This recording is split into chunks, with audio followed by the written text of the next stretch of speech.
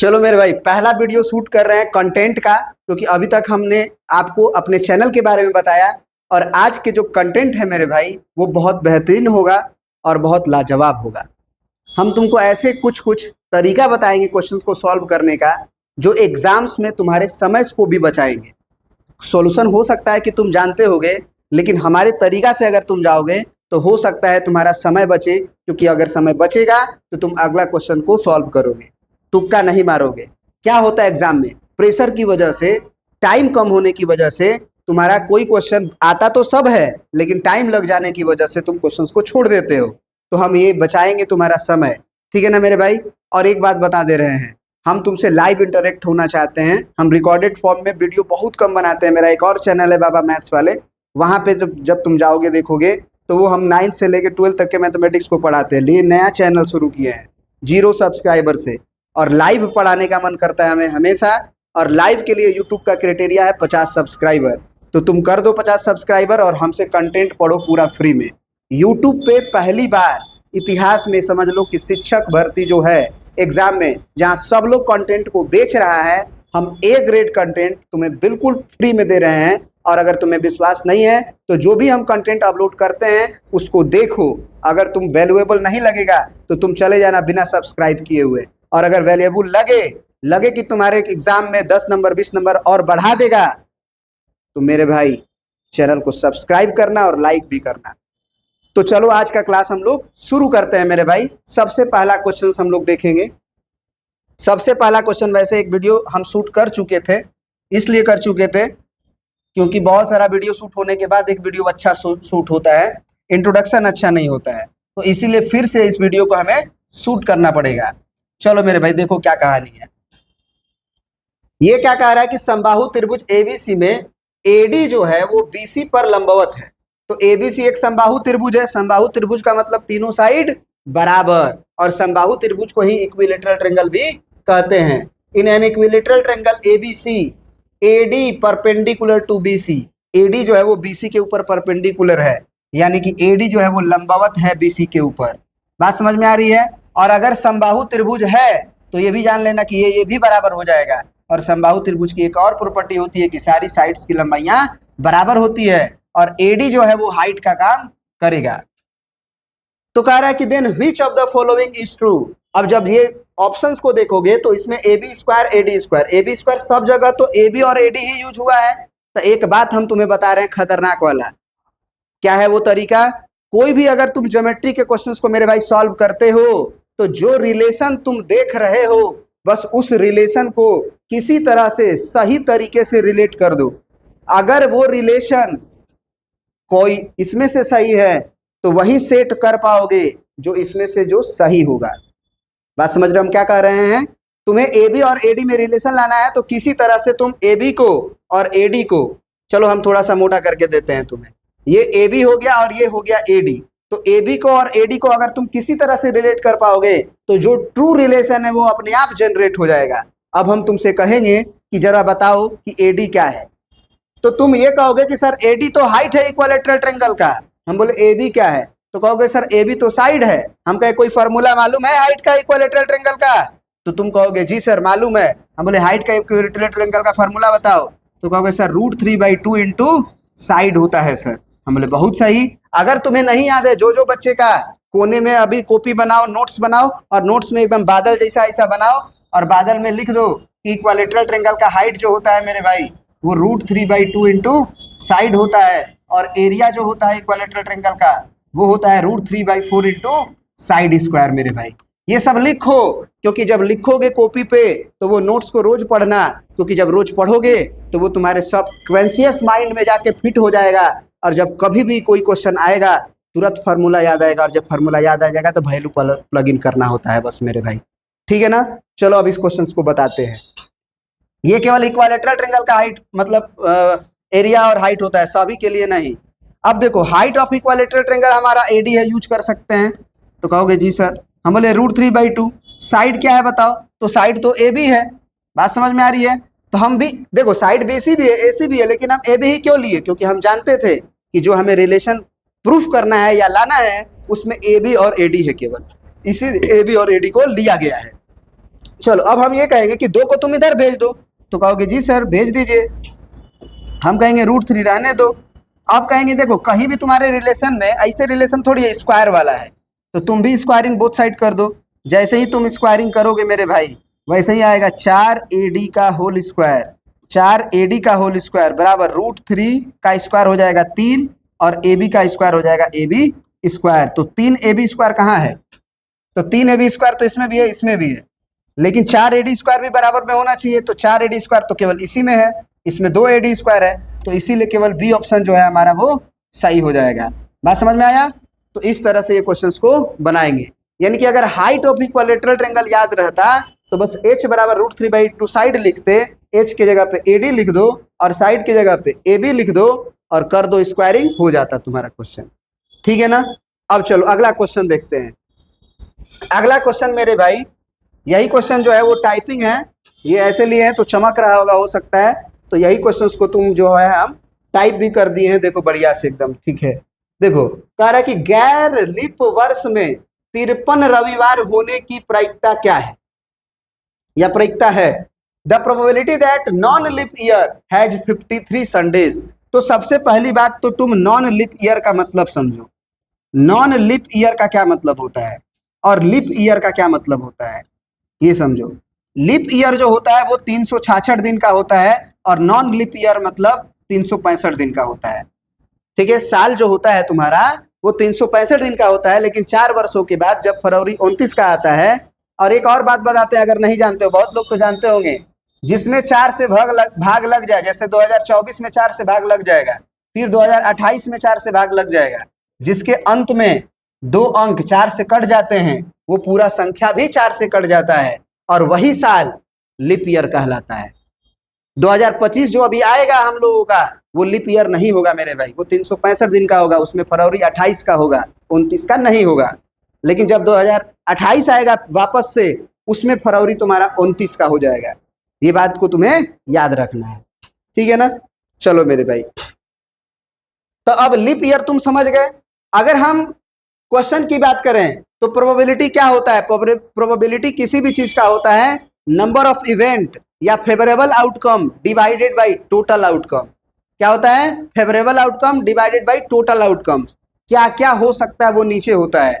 इस क्वेश्चन को अगर समझना है ना, एकाग्र हो जाओ और समझो हमारी बात को, ठीक है ना? अगर हम बोले कि नॉन लिप ईयर है, तो नॉन लिप ईयर है मतलब लिप ईयर को हटाओ, यानी कि हमारा साल जो है वो 365 दिन वाला है। तो अगर साल 365 दिन वाला है तो कै गो सप्ताह होगा ये पहले बताओ, है ना? 52 गो सप्ताह होगा। अगर तुम कभी भाग दिए हो तो याद होगा तुम्हें, है ना? 7 × 5 = 35, कितना बचा? 1 और 5, 7 दूना के 14, 7 दूना के 14 बचा 1।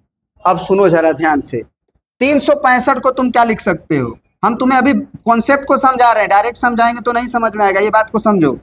ये हुआ, ऐसे लिख सकते हैं 52 क्या लिख दिया मेरे भाई, ये 52 गुना कितना? 7 और प्लस 1, 7 क्या होता है? सप्ताह।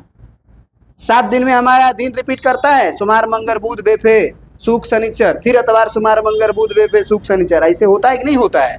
तो 7 दिन जो है के बाद फिर वही 7 दिन रिपीट करेगा, फिर 7 दिन, इसीलिए 52 को सप्ताह होगा। ये क्या बताता है मेरे भाई? सप्ताह बताता है। तो 52 को जब सप्ताह होगा तो इसका मतलब ये हुआ कि 7-7 दिन जो है वो 52 बार रिपीट करेगा एक साल में, यानी कि 52 को सोमवार, 52 को मंगलवार, 52 को बुधवार सब आएगा, 52 को मंडे, समझो ये कॉन्सेप्ट को, 52 को ही ट्यूसडे और 52 को ही वेडनेसडे, 52 को ही थर्सडे, 52 को ही क्या थर्सडे के बाद फ्राइडे, 52 को ही सैटरडे, बात समझ में आ रही है? और 52 को ही संडे।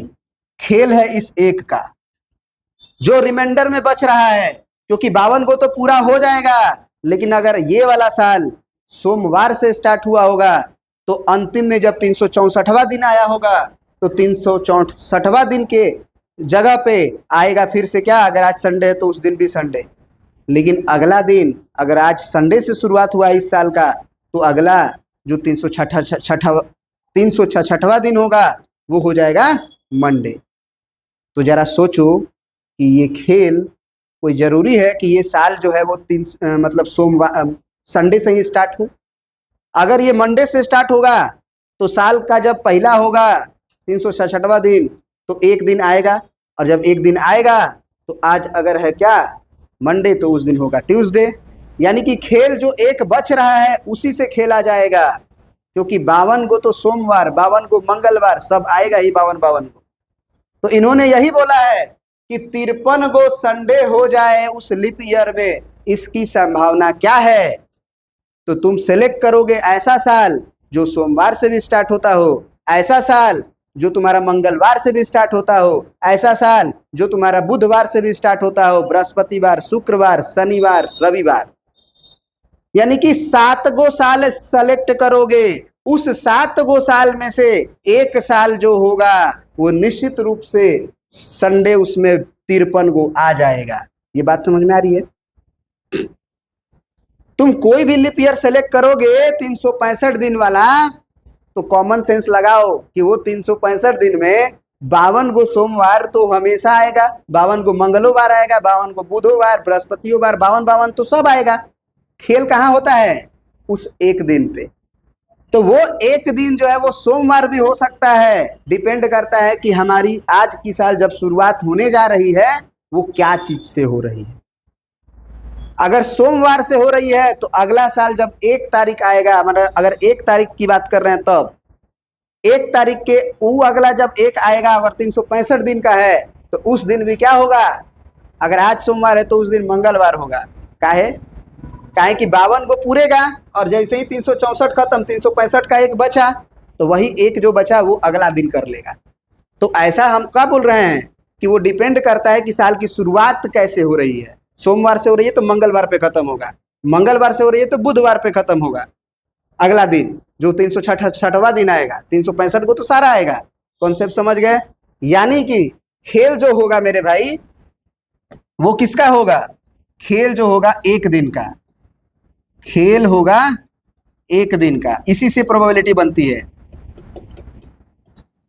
और हमारे साथ वो एक दिन जो होगा वो एक दिन मंडे भी हो सकता है, वो एक दिन ट्यूसडे भी हो सकता है, वो एक दिन वेडनेसडे भी हो सकता है, वो थर्सडे भी हो सकता है, वो फ्राइडे भी हो सकता है, वो सैटरडे भी हो सकता है, और वो संडे भी हो सकता है। बात समझ में आ रहा है? तो 52 गो तो भैया सब आ ही रहा है, 53 गो संडे चाहिए। इस बात की क्या संभावना है कि हम वो लीप ईयर को सेलेक्ट किए हो? The probability that the non leap year has 53 Sunday. बिना लीप ईयर वाला 366 दिन वाला नहीं, 365 दिन वाला लीप ईयर सेलेक्ट किए हैं, और वो 53 गो संडे वाला ईयर आ जाए, इस बात की क्या संभावना है? यही ये क्वेश्चन में पूछ रहा है। तो भैया एक ही गो ना है, तो जब एक ही गो है संडे तो एक और होने को हो सकता है मंडे ट्यूसडे वाला 7 साल, यानी कि 7। यही हो जाएगा तुम्हारा आंसर। ये क्वेश्चन समझ गए? चलो एक बार फिर से समझा देते हैं, ज्यादा सेकंड नहीं लेंगे, 30 सेकंड, ठीक है? देखो, अगर तुम 365 वाला साल उठाए हो तो 364 दिन अब प्लस एक दिन।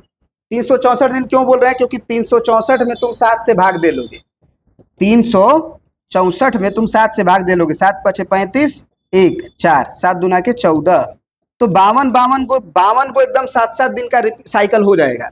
सोमवार मंगल बुध बृहस्पति शुक्र शनिचर इतवार, सोमवार मंगल बुध बृहस्पति शुक्र शनिचर इतवार, ऐसे करके 52 को सप्ताह को रिपीट कर लेगा। लेकिन एक दिन का वही खेल होगा जिसमें 53 गो चीज आएगा। तो देखो 53 गो सोमवार भी हो सकता है, क्योंकि 52 को तो सोमवार हो ही रहा है।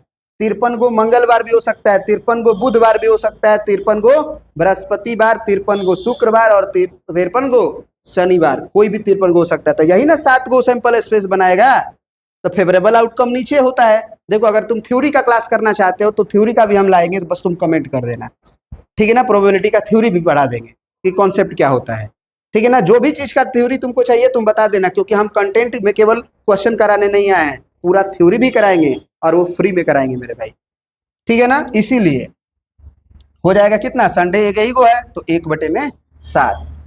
हम कोशिश किए तो समझाने का, बाकी तुम्हारी मर्जी।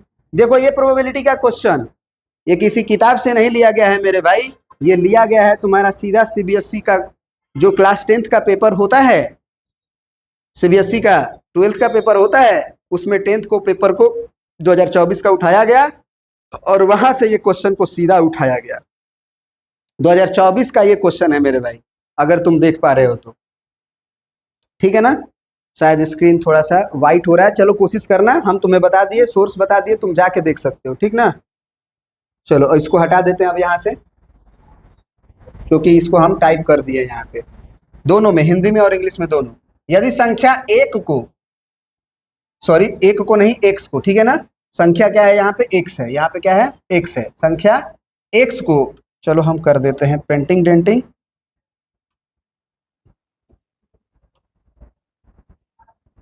यहाँ पे क्या है, संख्या एक्स को, यदि संख्या एक्स को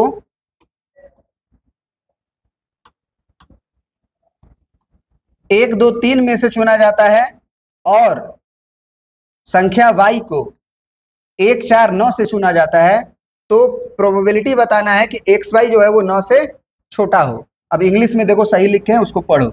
if a number x is chosen from the 1 2 3, यानी x जो चुना जा रहा है वो 1 से 2 से और 3 में से कोई एक चुना जा रहा है x को।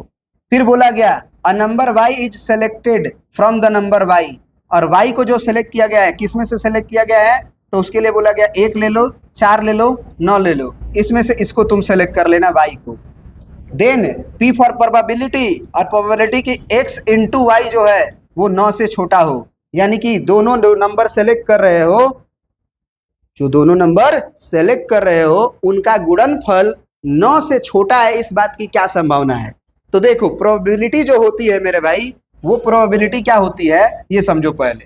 Probability of any event E जो होता है वो होता है favourable outcome, favourable outcome, outcome divided by all possible outcome, all possible outcome. चलो इसको शॉर्ट्स में अब नहीं डालेंगे, ये लॉन्ग में ही रहेगा, शॉर्ट करना होगा तो हम अलग बना लेंगे, ठीक है ना। तो ये हो गया मेरे भाई क्या, प्रोबेबिलिटी की कहानी कि favourable outcomes divided by all possible outcomes. तो जरा समझो कि नीचे तुम क्या देते हो, नीचे देते हो ऑल पॉसिबल आउटकम, तो जब नीचे देते हो ऑल पॉसिबल आउटकम तो नीचे क्या होगा जरा बताना। नीचे होगा कि x इंटू वाई जो हो सकता है, तो x इंटू वाई क्या क्या हो सकता है, जब समझो x इंटू वाई क्या क्या हो सकता है। तो x हो सकता है, एक से एक सेलेक्ट कर लो, एक गुना एक कर लो, एक एक, बात समझ में आ रहा है, ये भी एक हो जाए, ये भी एक हो जाए। ये हो सकता है कि पहला जो x है, चलो इसको काम करते हैं ऐसे, ये x कर देते हैं ये भाई, तो यहाँ से x एक सेलेक्ट कर सकते हो, y में से एक सेलेक्ट कर सकते हो, या फिर x को तुम एक सेलेक्ट करोगे, y को 4 करोगे, x को 1 करोगे, y को 9 करोगे, x को 2 करोगे, y को 1 करोगे, x को समझ रहे हो, x को क्या करोगे मेरे भाई, 2 करोगे, y को 4, x को 2, y को 9, फिर उसी तरह से 3 1 3 4 और 3 9, यानी कि all possible selection X Y का ये पॉसिबल है, लेकिन उसमें से वही फेवरेबल आउटकम होगा जो हमारा x इंटू वाई के प्रोडक्ट को 9 से छोटा रखे। इसका मतलब हमारा फेवरेबल आउटकम कौन कौन होगा इसमें से, ये हो जाएगा, क्योंकि 1 गुना 1 1 आता है और 1 9 से छोटा होता है। उसी तरह से 4 एकम 4 करोगे तो 4 9 से छोटा होता है, ये भी चलेगा, लेकिन ये नहीं चलेगा मेरे भाई, बताओ क्या है, क्योंकि 9 एकम 9 9 से छोटा नहीं होता है। जो x इंटू वाई होना चाहिए वो 9 से छोटा होना चाहिए, 9 9 के बराबर होता है, छोटा नहीं होता, इसलिए ये हमारा फेवरेबल आउटकम नहीं हुआ। पॉसिबल आउटकम यानी कि नीचे तो जाएगा, नीचे कितना जाएगा, 1 2 3 4 5 6 7 8 9, नीचे 9 जाएगा, क्योंकि आने को कुछ भी हो सकता है जब हम x इंटू वाई करेंगे तो। लेकिन हमारा फेवरेबल आउटकम है कि x इंटू वाई 9 से छोटा रहे, तो ये चलेगा, ये चलेगा, ये भी चलेगा, 4 दूना 8 भी चलेगा, ये नहीं चलेगा, 3 एकम 3 भी चलेगा, 4 तिया 12, 9 तिया 27 नहीं चलेगा। यानी कि फेवरेबल आउटकम में कितना पे टिक मारे हैं, 1 2 3 4 5, यानी कि ऊपर हो जाएगा 5, 5/9 इसका आंसर हो जाएगा। 5/9 नहीं है तो 9 नहीं है तो 9 9 मारो, वैसे तो प्रोबेबिलिटी ये होगा ही नहीं, ये भी समझ लो, है ना। ऑप्शन नहीं आता है तो थोड़ा सा कंफ्यूजन तो हो जाता है, लेकिन इसका है नॉन ऑफ दिस ही को आंसर, ठीक है ना। चलो एक बार हम मिलान कर ही लेते हैं, 1 2 3 है और 1 4 9 है, तो 1 1 होगा, 1 4 होगा, 1 9 होगा, 2 1 2 4 2 9, 3 1 3 4 3 9, एक एक लेंगे तो भी छोटा, 4 एकम 4 भी छोटा, 9 एकम 9 बड़ा हो जाए, बराबर हो जाएगा, 2 एकम 2 चलेगा, 4 दूना 8 चलेगा, 9 दूना 18 नहीं चलेगा, 3 एकम 3 चलेगा, 4 तिवारा नहीं चलेगा, तो 1 2 3 4 5, तो 5/9 आंसर हो जाएगा, तो 5/9 नवदीस हो जाएगा। बात समझ गए? चलो अब आ जाओ ये क्वेश्चन पे, ये वही क्वेश्चन है, ठीक है ना। चलो अब ये क्वेश्चन देखो क्या कह रहा है। ये क्वेश्चन भी सीधा सीबीएसई के क्वेश्चन से उठाया गया है, बेसिक मैथमेटिक्स के क्वेश्चन से, ठीक है ना। तो वहां के क्वेश्चन सीधे जब उठाए जा रहे हैं तो क्वेश्चंस को करो। देखो क्या कह रहा है कि if alpha and beta are the roots of the quadratic equation, तुम्हारे पास क्वाड्रेटिक इक्वेशन है 4x² + 3x + 7 = 0, और इसके रूट्स हैं अल्फा और एक रूट्स हैं बीटा। तो सीधा पूछा है 1/α + 1/β। हम तुम्हें बताएं ये फार्मूला हो जाता है -b/c सीधा। तो -b/c सीधा लिख दो। -b क्या होता है, यहाँ का जो कोफिशिएंट होता है वो होता है, तो ये 3 हो गया। c क्या होता है भैया, ये होता है 7, -3/7, ऑप्शन नंबर क्या हो जाएगा, c। अगर तुम्हें मान लो फार्मूला भूल गए, फार्मूला तो पहले याद रखो 3 चीजों का। अल्फा प्लस बीटा क्या होता है, अगर हमारे पास quadratic equation ax² + bx + c = 0 हो। बात समझ में आ रही है? या क्वाड्रेटिक पोलिनोमियल हो तो भी चलेगा। तो ये हो जाता है -b/a। अल्फा इंटू बीटा क्या हो जाता है, c/a। और अगर 1/α + 1/β पूछा जाए तो वो हो जाता है -b/c हो जाता है।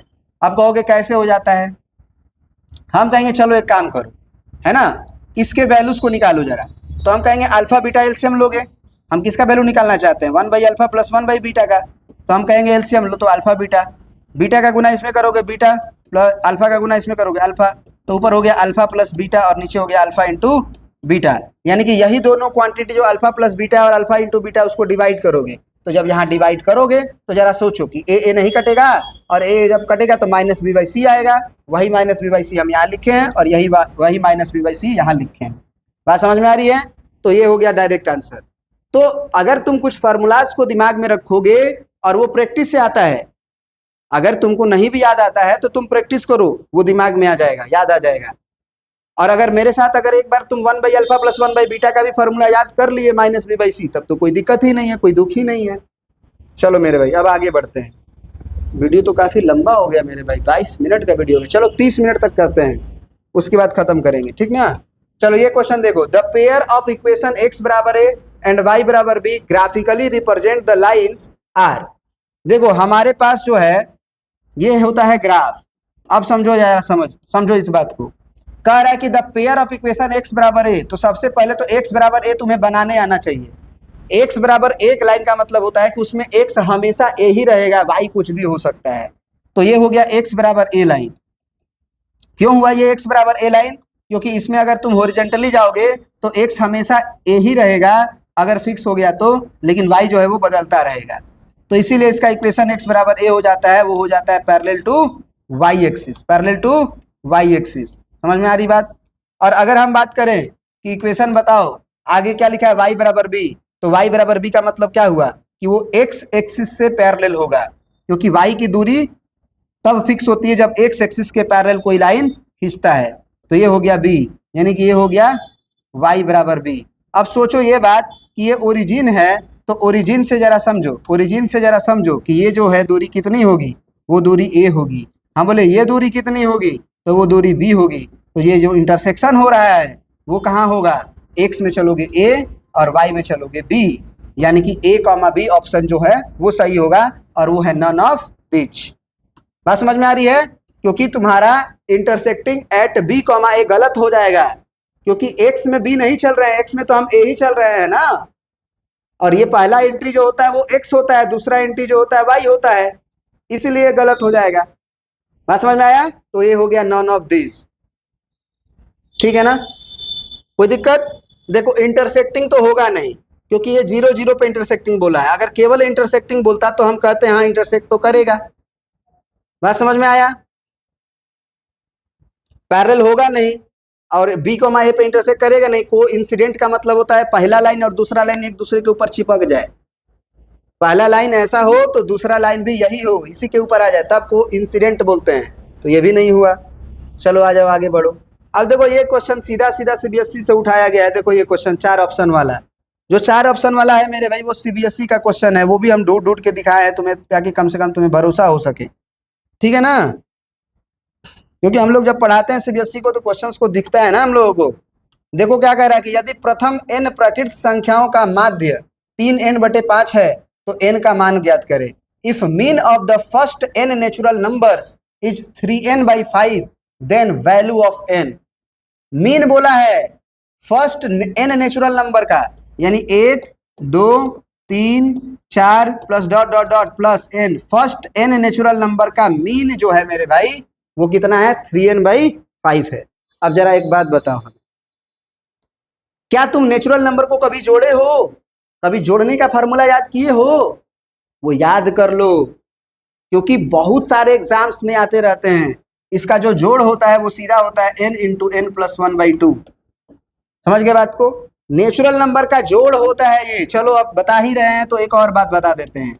अगर तुम इस सब को स्क्वायर करके जोड़ते हो, है ना, तो फर्स्ट n नेचुरल नंबर जो कि स्क्वायर करके जोड़ा गया हो उसका वैल्यू होता है n, फिर n+1, फिर इन दोनों को जोड़ दो 2n+1 और डिवाइडेड बाई 6, यानी कि n+1 पहले लिखना है और फिर इन जो ब्रैकेट में है उसको जोड़ देना है, n और n को 2n +1 डिवाइडेड बाई 6। ये बात समझ गए? अगर इन्हीं को क्यूब करके जोड़ा जाए तो भी इसका फार्मूला होता है। ये सब याद रखो, ये सब एग्जाम में काम आता है ना। अगर तुम्हें नहीं याद है तो तुम क्या करो, लिख लो नोट करके, बादल बना के कहीं कोने में अपने नोट्स पे। समझ रहे हो? इसको जोड़ना है तो ये वाला जो ऊपर देख रहे हो ना उसी को लिखना है। कहोगे फिर तो बात सेम कैसे हो जाएगी, स्क्वायर करके जोड़ेंगे नॉर्मल जोड़ेंगे और क्यूब करके जोड़ेंगे सेम हो जाएगा क्या? हम बोले बिल्कुल नहीं होगा, ये तुम्हें भी पता है। तो क्या करना होगा सर, इसका करना होगा स्क्वायर, क्यूब मत कर देना, क्यूब मत कर देना, स्क्वायर होता है। ये नहीं कि यहाँ क्यूब है तो यहाँ भी क्यूब लगा देना ना, यही तो ध्यान देना है, स्क्वायर होता है, ठीक ना। तो ये पूरा लिखना है फिर स्क्वायर कर देना है। तो ये रहा इसका मतलब कहानी। अब ये अगर कहानी तुम समझ रहे हो तो इस कहानी को हम करेंगे साइड और बना देंगे क्वेश्चन को, इसको, ठीक ना। चलो मेरे भाई इस क्वेश्चन को बनाया जाए। इसको साइड कर दिए, यहाँ से उतारना होगा उतार लेना, ठीक ना। अब देखो यहाँ पे ये तो बोला है माध्य, तो गिनती का देखो कोई भी चीज का माध्य क्या होता है, टोटल नंबर का सम डिवाइडेड बाई टोटल नंबर। तो जरा समझो कि इसको जोड़े हो तो ये आया है, तो n × n+1 डिवाइडेड बाई 2, ये तो केवल एडिशन ही ना है। माध्य क्या होता है x1 + x2 + x3 + dot dot dot xn, और जितनी संख्या होगी जैसे 1 2 3 n गो है तो n से डिवाइड भी तो करोगे। यही पे बच्चा मिस करता है कि इसको डिवाइड नहीं करता है। बात समझ में आ रही है? तो अगर ये एडिशन का है तो इसके डिवाइड में अभी हम n भी लिखेंगे, टोटल नंबर ऑफ एलिमेंट्स कै गो है, तो 1 2 3 4 n तक गया है तो n गो है, तो n से डिवाइड, और वो वैल्यू हमको दिया है 3n/5, 3n/5। बात समझ में आ रही है? अब देखो ये बटे में 1 लिख दिया जाएगा और ये 1 का गुना ऊपर होगा और 2 का गुना n में होगा, यानी कि ये n का n में गुना होगा तो n² + n, क्योंकि 1 का गुना से कोई फर्क नहीं पड़ेगा। फिर नीचे में 2n और बराबर में हो जाएगा कितना 3n/5। बात समझ में आ रहा है? कर देंगे क्रॉस मल्टीप्लाई, कितना आ जाएगा यहाँ बताओ।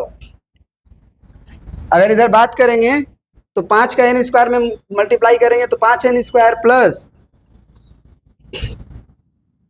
5n और बराबर में 3 दूना के 6n², 3 दूना के 6n²। अब 5n² को इधर भेज दो तो n² हो जाएगा और इधर 5n। अब हम बोलेंगे n कॉमन ले लो, है ना, क्या हो जाएगा n² - 5n = 0। तो n अगर कॉमन ले लोगे तो n - 5 = 0।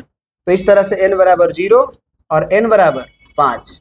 तो n = 0 तो लेंगे ही नहीं, क्योंकि प्रकृत संख्या बोला है, तो प्रकृत संख्या तो 1 से शुरुआत होती है, तो इसीलिए ये सेलेक्ट नहीं होगा, और n = 5 जो है वो सही आंसर हो जाएगा। बात समझ में आया? तो अब देखो ये हो गया 30 मिनट खत्म। और भी बहुत सारा क्वेश्चन है अगर तुम देखना चाहो तो, है ना, बहुत सारा क्वेश्चन अगर लिया गया है। अगर ट्रिग्नोमेट्री की बात करो तो ये अभी जस्ट जो है वो वीडियो आने वाला है। इस वीडियो को हम जो है बनाने वाले हैं मेरे भाई, कितना, जब हम लोग लाइव आ जाएंगे तब, ठीक है मेरे भाई।